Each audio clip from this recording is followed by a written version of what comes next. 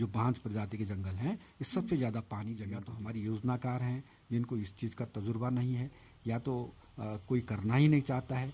आज घर घर में आप नल डालने की तो बात कर रहे हैं, लेकिन क्या उन नलों में कभी पानी बहेगा? ये भी आप रोजगार कर रहे हैं। हमारे स्थानीय लोगों को रोजगार को इतना गुस्सा आ रहा है कि मैं जाऊं तो जाऊं कैसे। मैती के साथ आप काफ़ी लोगों की भावनाएं जुड़ी हैं।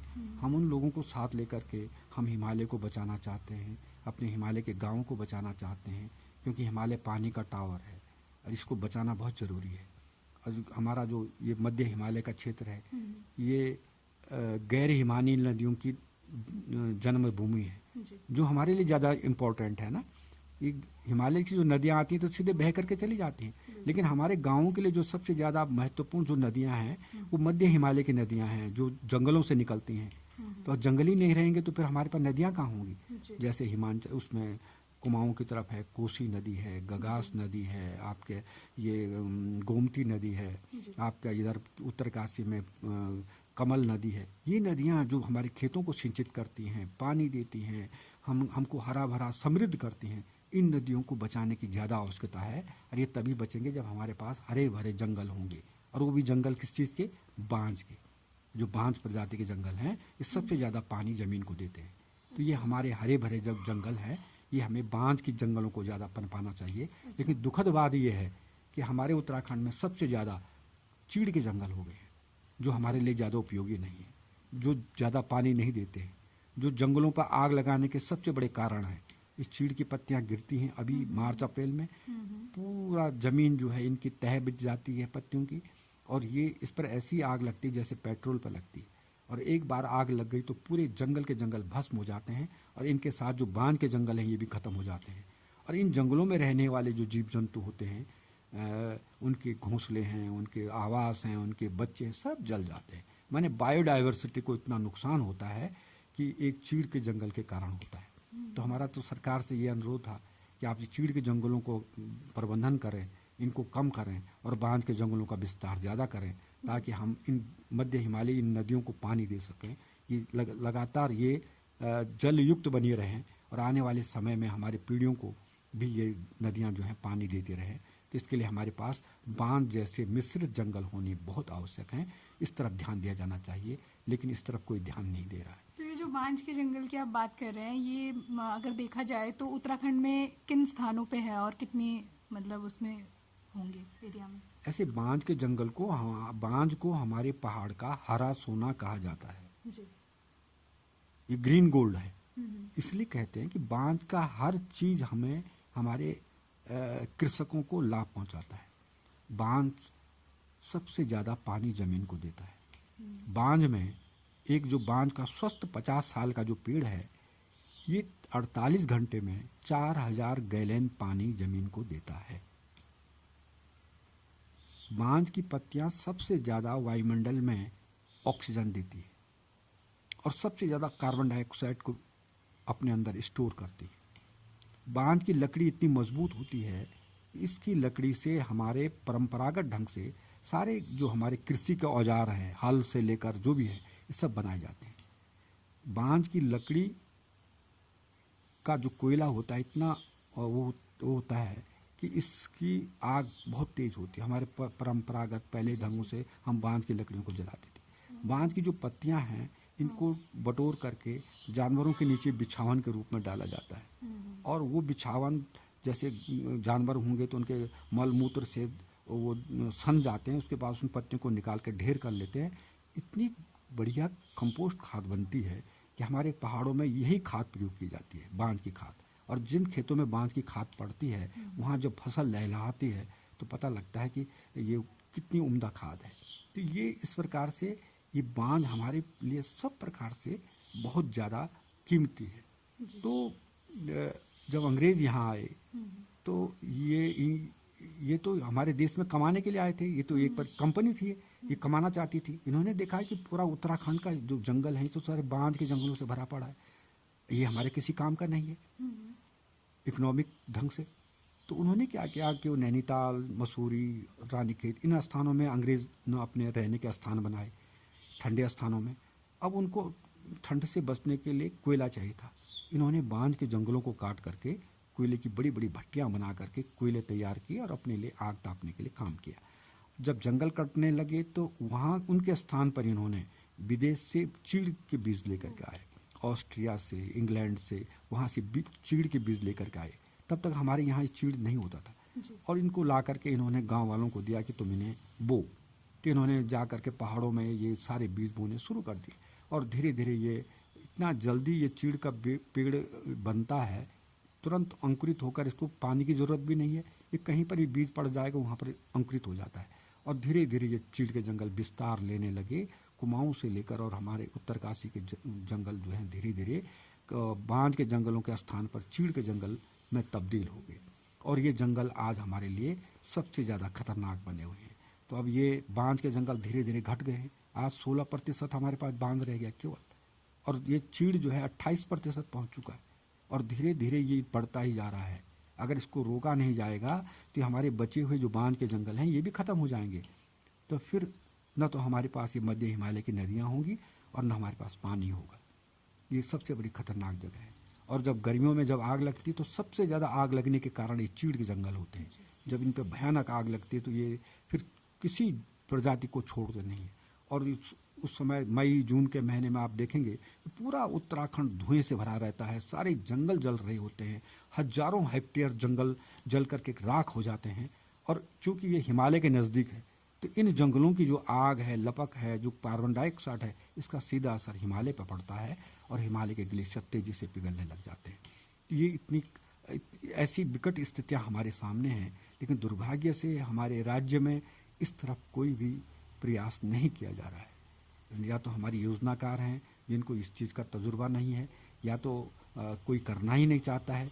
इतनी बड़ी समस्याएं जो जंगलों से हमें निकल करके आ रही हैं कि हमें आने वाले समय में पानी, आज घर घर में आप नल डालने की तो बात कर रहे हैं, लेकिन क्या उन नलों में कभी पानी बहेगा ये भी हम सोच रहे हैं। उन पानी के स्रोतों को बढ़ाने के लिए हमें कुछ काम करना चाहिए, क्या हम इससे सोच रहे हैं? और उसके लिए हमें जंगल चाहिए, हमें चीड़ के जंगलों को कम करना चाहिए, उनकी जगह पर बांध के जंगलों का विस्तार करना चाहिए, लेकिन ऐसा हो नहीं रहा है। तो जैसा कि आप अभी भी सतत रूप से पर्यावरण के लिए काम कर रहे हैं, मैं अभी यहाँ आई, मैंने देखा इवन इस कॉलोनी का नाम भी मैती कॉलोनी है। तो मतलब इतना अच्छा प्रयास है आपका और आपने इतनी अच्छी बात बताई हमें बांज के पेड़ों के बारे में। तो आपको क्या लगता है कि इस और क्या प्रयास किए जाने चाहिए कि चीड़ के पेड़ों को खत्म किया जाए और जो बांज के पेड़ है उनकी संख्या ज़्यादा हो ताकि हमें अच्छी ऑक्सीजन मिल सके और हमारे पानी के स्रोतों में भी बढ़ोतरी हो? आपको क्या लगता है क्या महत्वपूर्ण कदम हम सबको मिलकर उठाने चाहिए कि ये भी एक आंदोलन का रूप ले ले और केवल उत्तराखंड ही नहीं बल्कि भारत के हर स्थान पर इस पेड़ की ज़्यादा वो हो? सबसे बड़ी बात यह है कि 1980 में एक कानून बनाया भारत सरकार ने और उस कानून को 3 राज्यों में थोपा गया, एक उत्तराखंड, हिमाचल और वेस्ट बंगाल। और इसमें ये कानून के तहत ये था कि 1000 मीटर से ऊपर किसी भी वनस्पति को आप काट नहीं सकते और जो पेड़ों का पातन था वो रोक दिया गया और केवल 10 साल के लिए इसको कानून बनाया गया था। लेकिन 1980 के बाद ये कानून आज तक भी ज्यों का त्यों बना हुआ है और हुआ ये कि लोग 1000 मीटर से ऊपर जो पेड़ थे उनको काटने पर प्रतिबंध लगा। अब धीरे ये चीड़ भी 1000 मीटर से ऊपर होता है ज़्यादा कर, इसलिए सबसे ज़्यादा जो लाभ पहुंचा वो चीड़ को पहुंचा, चीड़ कटने से बच गया। और धीरे धीरे ये चीड़ इतना फैलता गया कि जो बांज के जंगल हमारे थोड़ा बहुत बचे हैं उनके अंदर भी चीड़ घुस आए, क्योंकि इसके जो बीज होते हैं पंख वाले होते हैं वो दूर तक उड़ जाते हैं और वहाँ ये बांज के बीच में भी अब चीड़ के पेड़ उगाए। चीड़ बहुत रेपिडली बढ़ता है और चीड़ जो है धीरे धीरे उस बांध के बीच से उगता हुआ उस बांध से भी ऊपर चले आया और धीरे धीरे बांध को भी ढक दिया। अब बांध जो है धीरे धीरे समाप्त हो गया। तो अब उसी बांध के साथ जब चीड़ भी खड़ा होगा तो ये भी अपनी पत्तियां गिराएगा और इनकी पत्तियों पर ज़्यादा आग लगती है, तो उन बांध के जंगलों पर भी आग का वो होने लग गया है और धीरे धीरे चीड़ के साथ बांध के जंगल भी सुहा होने लगे हैं। और मैं बता दूं कि बांध के जंगलों में सबसे ज़्यादा बायोडाइवर्सिटी पाई जाती है, सबसे ज़्यादा जीव जंतु वगैरह सब उसमें पाए जाते हैं। तो उन बांध के जंगलों को हम बचा नहीं पा रहे हैं। दूसरी बात हमारा यही है कि जो 1000 मीटर से ऊपर जो प्रतिबंध लगा है और पेड़ों पर उस प्रतिबंध को रहने दिया जाए और चीड़ को उससे मुक्त कर दिया जाए ताकि हम चीड़ को इस्तेमाल कर सकें। और सबसे बड़ी बात यह है कि चीड़ का इस्तेमाल कैसे करें। आप देखिए कि पहले हमारे पहाड़ों में जो गांव बनते थे वो लकड़ी के मकान बनते थे और पत्थर के मकान बनते थे। आज जब हम लोगों को लकड़ी नहीं मिल पा रही है तो सारे हिमालय तक के जो मकान हैं वो लेंटर के बनने लगे हैं। हिमालय तक बजरी लोहा सारा पहुंच चुका है और लोग अपने परंपरागत मकानों को जो टूट रहे हैं उनके स्थान पर लेंटर के मकान बनाने लगे, भारी भरकम मकान। अब आपको मैं एक चीज़ और बता दूं कि हमारा जो उत्तराखंड का जो पूरा ये ऊपरी वाला क्षेत्र है ये भूकंपीय जोन का सबसे ज़्यादा संवेदनशील जोन है। ये टाइप 5 में आता है और ये सबसे ज़्यादा भूकंपीय संवेदनशील क्षेत्र है। इसमें कई बार बड़े बड़े भूकंप 6 रेक्टर पैमाने से भी ज़्यादा बड़े आए हैं और बड़ी तबाही आपके एक बार तवा घाट में हुई थी, आपके चमोली में हुई थी, उसके बाद उत्तरकाशी में हुई थी, कई लोग वही थे। और उसका कारण क्या था कि जो लोगों ने लेंटर के मकान बनाए वो सबसे ज़्यादा ढहे थे और उनमें बहुत सारे लोग मरे थे। लेकिन जो परंपरागत मकान थी उनमें कोई नुकसान नहीं हुआ। तो कारण था लकड़ी के मकान। और अब आज जो प्रतिबंध लगा है हमारे गांव वालों को जो लकड़ी नहीं मिल पा रही है, अब वो लकड़ी के मकान न बना करके वो लेंटर के मकान बनाने लगे हैं। हमारे जो खूबसूरत पहले ट्रेडिशनल मकान हुआ करते थे उनकी जो कलाकृति थी वो लकड़ी की हुआ करती थी, आज वो गायब है। तो हम कह रहे हैं कि 1000 मीटर के ऊपर तुम चीड़ को मुक्त कर दीजिए और चीड़ की लकड़ी को गांव वालों को मुहैया कीजिए, उनको सस्ते दामों पर दीजिए, उनको प्रेरित कीजिए कि अपने पुराने जो मकान की जो तुम्हारी कलाकृति है, जो आर्किटेक्ट है, उसके आधार पर अपने मकानों को आप बनाइए। हम आपको लकड़ी देते हैं और जैसे जैसे जंगल की लकड़ी कटती है उन स्थान पर हम बांध के रोपण करें। उस गाँव लोगों को कहें कि इस क्षेत्र पर तुम्हें अब लकड़ी तब मिलेगी, आपको इस पर बांध रोपित करना पड़ेगा, इसको बचाना पड़ेगा। तो एक तरफ से हमारा आने वाले 10-20 सालों में हमारा बांध का जंगल तैयार होगा, तब तक हमारे पानी के स्रोत बिल्कुल सूख चुके होंगे, तो फिर से जिंदा होंगे ना। और ये चीड़ जब हटेगा तो आग की घटनाएं भी कम होंगी। बांध होगा तो हमारे जो प्रदूषण हो रहा है, जो कार्बन डाइऑक्साइड हम लोग उसको स्टॉक करना चाहते हैं, तो वो पेड़ हमारे पास पैदा हो जाएंगे।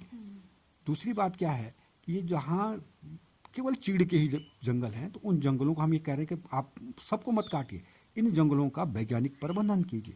जो बड़े पेड़ हैं उनको काट करके उनके स्लीपर बनाइए। हर जनपद में स्लीपर और जो बल्लियाँ होती हैं उनका एक स्टॉक कीजिए। हमारा ये भूकंपीय क्षेत्र है, हमारा ये भूस्खलनीय क्षेत्र है, लगातार बादल फट रहे हैं, कहीं भूस्खलन होता है, गांव के गांव ढह जाते हैं, कहीं आपदा आती है। ऐसे टाइम पर हमें लोगों को शेल्टर चाहिए बनाने के लिए, उनको मकान, तुरंत मकान बनाने के लिए कि कहाँ रहेंगे ये, उनको लिए शेल्टर बनाने होते हैं। अगर हमारे पास इस प्रकार के लकड़ियाँ स्टॉक होंगे ना, इसका इस्तेमाल हम शेल्टर बनाने में कर सकते हैं।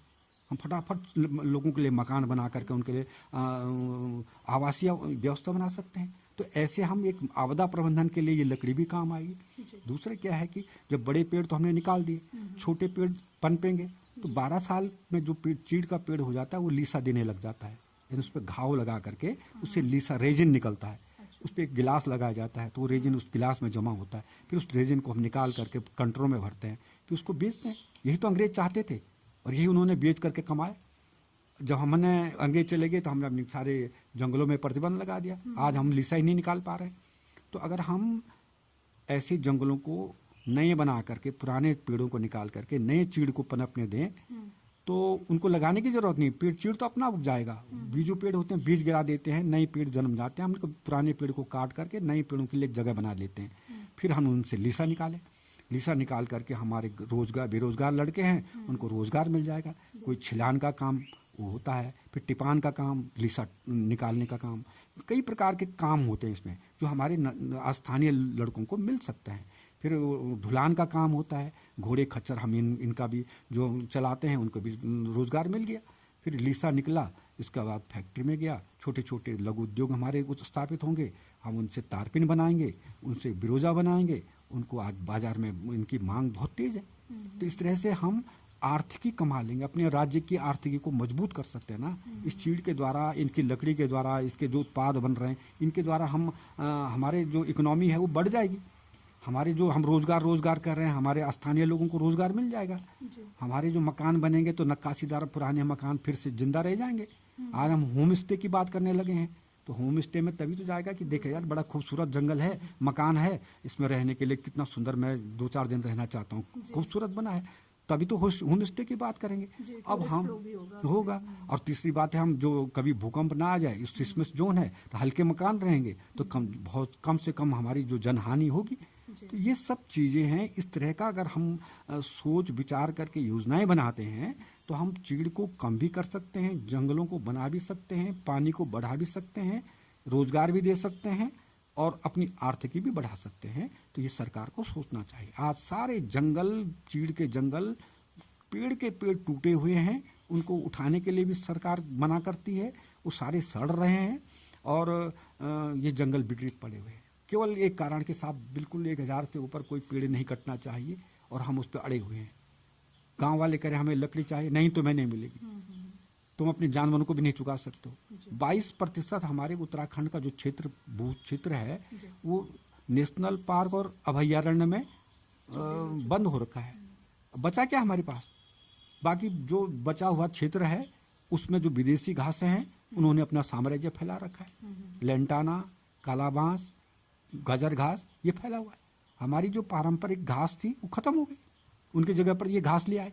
ये जानवर खाते नहीं है तो चारा का संकट पड़ गया। लोगों ने कहा हम अब न तो भैंस पाल सकते हैं, न गाय पाल सकते हैं, खिलाएंगे क्या इनको?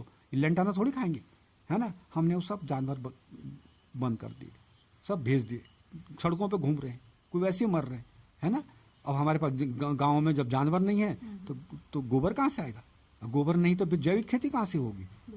ये सारा एक तंत्र एक दूसरे से जुड़ा हुआ है ना। आज सरकार करे कि हम गांव वालों को घास देंगे, घसियारी कार्यक्रम चला दें। कहाँ से लाएंगे तुम घास? कहाँ उगाओगे इन घासों को? आखिर उस घास को उगाने के लिए फिर तुम्हें केमिकल डालना पड़ेगा। पूजा करें, फिर वो केमिकल घास खाएंगे तो फिर दूध में केमिकल जाएगा। फिर क्या हमारे स्वास्थ्य से क्यों खिलवाड़ कर रहे हो? हमारे प्राकृतिक घास को लौटने दीजिए। अगर ये लेंटाना जो है ये फैलता नहीं तो आज उसकी जगह पर हमारी प्राकृतिक घास होती, हम 2-4 जानवर पाल सकते। दूध घी की गंगा पहले कहते थे उत्तराखंड में दूध घी की गंगा बहती है। आज वो गंगा नीचे से ऊपर को बह रही है। सारी गाड़ियां जब यहाँ से गाँव में जाती हैं पराग और आनंद की थैलियां लेकर के, तब हमारे गाँव में चाय बनती है।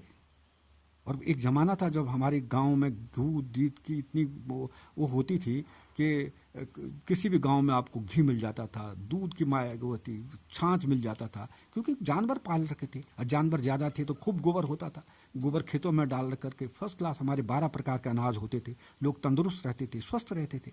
आज हम सब लोग केमिकल के उसमें पड़े हुए हैं। सारी जो विसंगतियाँ हैं ये सर फन उठाए खड़े हैं, तो कैसे होगा? तो इस तरह प्रयास किया जाना चाहिए।